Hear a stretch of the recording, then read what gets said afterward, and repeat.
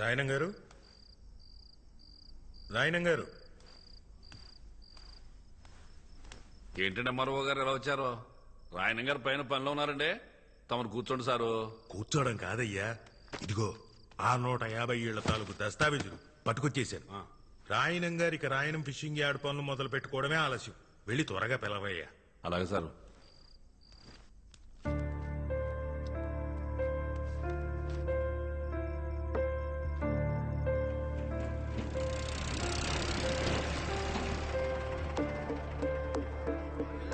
వచ్చి 40 నిమిషాలు అయింది, త్వరగా పిలువు. వచ్చేస్తారు సార్, ఊపి కట్టండి. ఎంతసేపు చూస్తారా లోడు మీరు?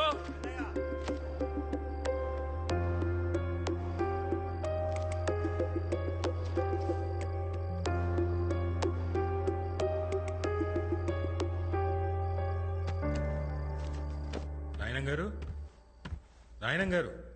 బేబమ్మా, ఇక చదివింది సాలేమ్మా. ఇప్పటికే బాగా లేట్ అయిపోయింది కదా. ఈ పాలు తాగేసి పడుకో.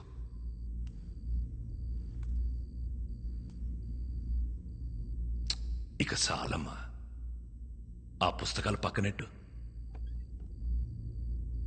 నా మాటిని పాలు తాగేసి పడుకో.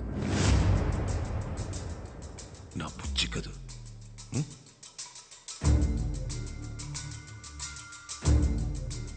నీకే చెప్పేది, నా మాటినమ్మా.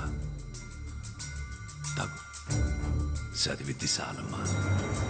7 గంటలైంది. బేబమ్మని రెడీ చేయండి రా.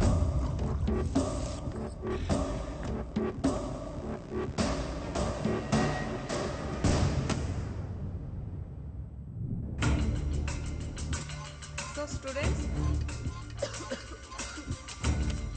₹1000 ఇచ్చారు తెలుసా? మరోగారు ఇంపై కూర్చోండి. గదిలో బేబమ్మ లేదయ్యా, ఖాళీ కూర్చుతో మాట్లాడుతున్నాడు. ఎదురుగా బేబుని పెట్టుకునే ఇంట్లో వాళ్ళకి పిచ్చిగాని పట్టింది. రండి సార్, ఎవరినైనా పిలవండి, ఆడు చెప్తాడు నిజమే. నా మాటిని రండి.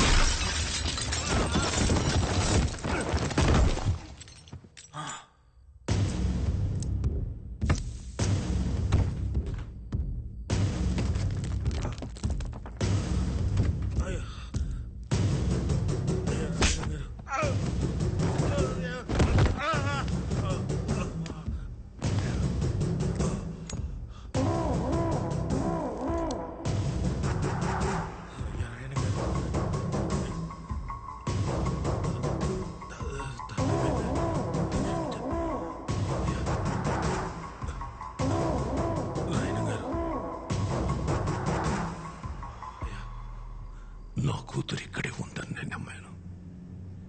ఈ ఇంట్లో ఉన్న శన నమ్మారు. ఒక ఊరు మొత్తం నమ్ముతోంది. ఇప్పుడు నువ్వు బయటికెళ్ళి నా కూతురు లేదని చెప్తే ఆ నమ్మకం చచ్చిపోదు.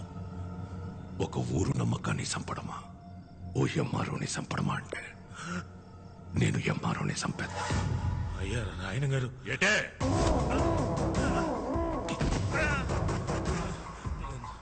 నాకు కూడా బేబం కనపడుతున్నారండి.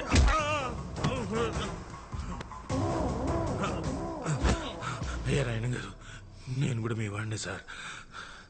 మీ క్యాస్టేనండి. బయట తోసేంటి సార్, ముందు ఒప్పుకోవచ్చు కదా.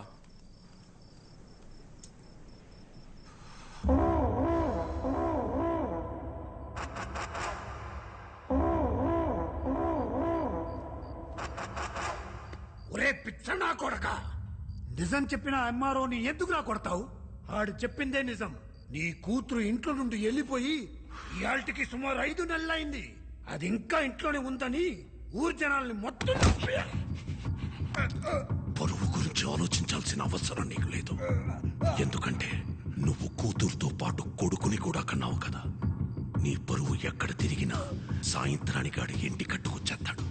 నాన్న, నేను కూతుర్ని కన్నాను. నా పరువు ఏ ఊళ్ళో తిరుగుతుందో తెలియకుండా ఈ ఊళ్ళో తిరగడం ఎంత కష్టమో నీకు తెలుసా? దొరికితే ఆడు సావాలా, లేదంటే నేను సావాలా? ఏటే అరే ముసలి, జ్వరం ఉన్నదని ఏటకు రావద్దన్నాను కదా, ఎందుకు వచ్చా? ఇప్పుడు వెళ్ళలేదనుకో మళ్ళీ సాయంకాలం వచ్చి పడుస్తాను. రాసి మీ ముసలి దగ్గర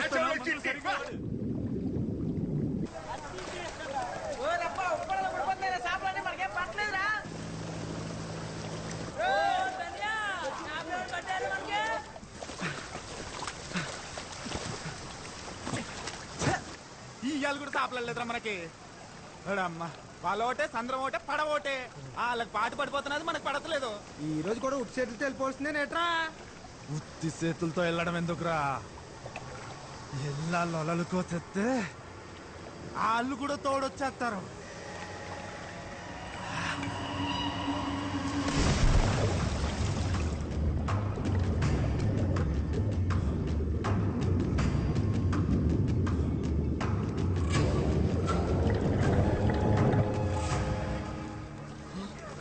ఇదేంటి పొలం వెళ్ళి కూర్చుంది.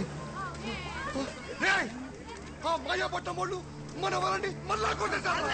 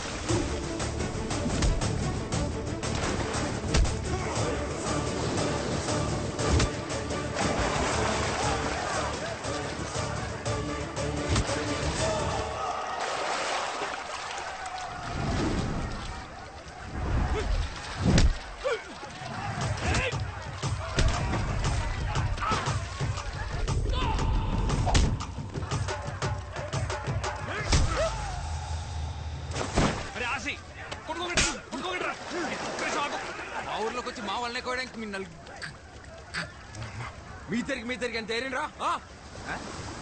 నలుగురుంటే ఇద్దరిద్దరు అంటావేట్రా? నలుగురిలో కావుంది కదా. ఉంటే బాగుంటే మా వాడికి గాచరం నోరు తిరగదులే. అందుకే మీ నలుగురిని ఇద్దరిద్దరే ఇడి తీసి ఆర్నింగ్ ఇచ్చేస్తున్నాడు. కోసిన వాళ్ళకి పోయిన చేపలకి పొత్తు డబ్బులు కట్టండి. కట్టండి. కట్టాలి. ఏం గోయడం మీరేమో చూసారా?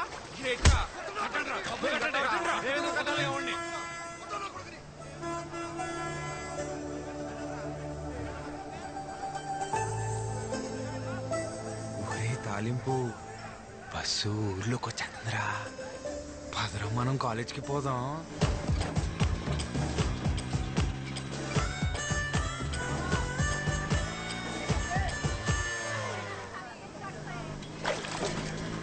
నేను స్నానం చేసి అన్ని వచ్చేస్తాను. రెడీ అయిపోరు.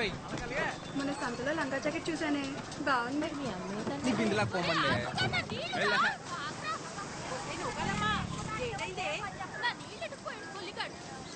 పోవే. అత్తమాను ఆడనకాలు పడ్డవేనేటే, పని పట్టలేదా నీకు?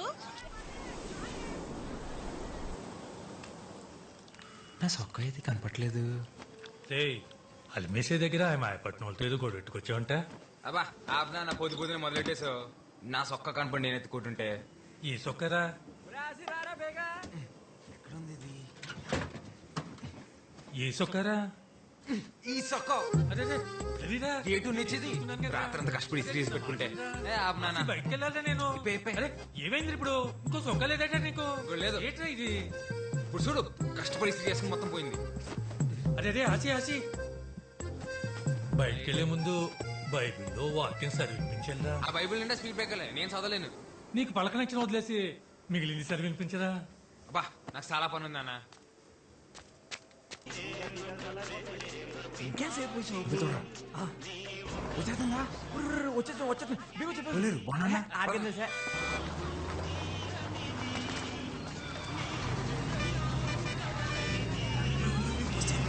బస్సు వెళ్ళిపోతుంది పంటిలో బాబు బీగ బీగ బీగ పద పోనీ పోనీ ఇటైపోయిందంటావా ఏదిరా అటైపోయినట్టుంది పోనీ పోనీ అనుకున్నాలే డ్రైవర్ గారు చూస్తున్నాడు జాగ్రత్త జాయిర్ పోనీ పోనీరా అరే ఇదేంటి దీనికి ఏమైపోయినది తెప్పించిందా బండి చూసుకో సరేలే